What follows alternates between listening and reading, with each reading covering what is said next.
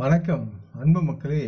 இந்த பதிவில் நாம் பார்க்க இருப்பது 2025ஆம் ஆண்டின் கன்னிராசியின் பொதுவான வருட பலன்கள் பற்றி பார்ப்போம். சோதிடத்தின் விதிகளை பயன்படுத்தி கன்னிராசியின் ஜாதகத்தை உன்னிப்பாக கவனித்து வடிவமைக்கப்பட்ட விரிவான கணிப்புகள் மற்றும் இந்த புது ஆண்டில் கன்னிராசியின் காதல் வாழ்க்கை, தொழில், ஆரோக்கியம் மற்றும் பலவற்றுக்கு கிரகங்கள் மற்றும் நட்சத்திரங்களின் சீரமைப்பில் உருவான செழிப்பான பலன்களை இப்பதிவில் நாம் விரிவாக பார்ப்போம். இப்பதிவை பார்க்கும் கேட்கும் அன்பர்கள் யாவரும் லைக் செய்து சப்ஸ்கிரைப் செய்து பகிர்வது நல்லது. கன்னிராசி 2025 இவர்களுக்கு இந்த 2025 படி சராசரி அல்லது சராசரியான பணம் சார்ந்த விளைவுகளை கொண்டு வந்து சேர்க்கும் என்று கணிக்கப்படுகிறது. மறுபுறம் சனியின் பயிற்சிக்கு உருவாகும் போது ஆண்டின் தொடக்கத்திலிருந்து மார்ச் மாதம் வரை விஷயங்கள் நன்றாக இருப்பதாக தோன்றுகிறது. பின்னர் சனியின் பயிற்சி எப்போதாவது சராசரியான விளைவுகளை உங்களுக்கு அளிக்கும். வியாழனின் பயிற்சி மே மாதத்தில் கொடுப்பதில் சிறந்த முடிவுகளை தருகிறது.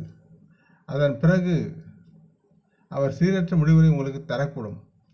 இவை அனைத்தின் நன்மை என்னவென்றால், மே மாதத்திற்கு பிறகு உங்கள் முதல் மற்றும் 7ஆம் வீட்டில் இருந்து ராகு கேதுவின் தாக்கம் நின்றுவிடும்.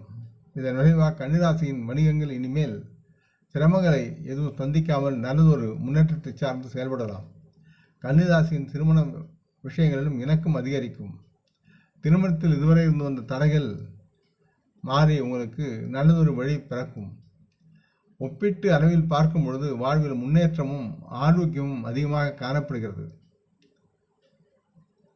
தொழில்முறை கல்வியை தொடரும் மாணவர்களுக்கு சாதகமான சூழலும் அவர்கள் பங்கு கொள்ளும் தேர்வில் நல்லதொரு மதிப்பெண்களை பெற்று வெற்றி பெறுவதற்கான சாத்தியக்கூறுகளும் இருக்கின்றன.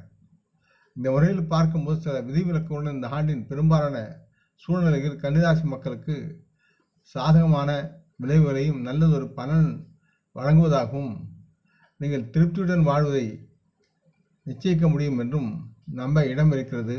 இது இந்த சோதனத்தின் மூலம் நாம் கணிக்கவும் முடிகிறது.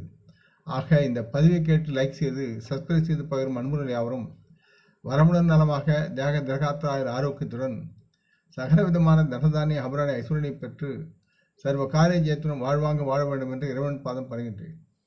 நம் குடும்ப மூத்தோரை போற்றி வணங்குவோம். வணக்கம்.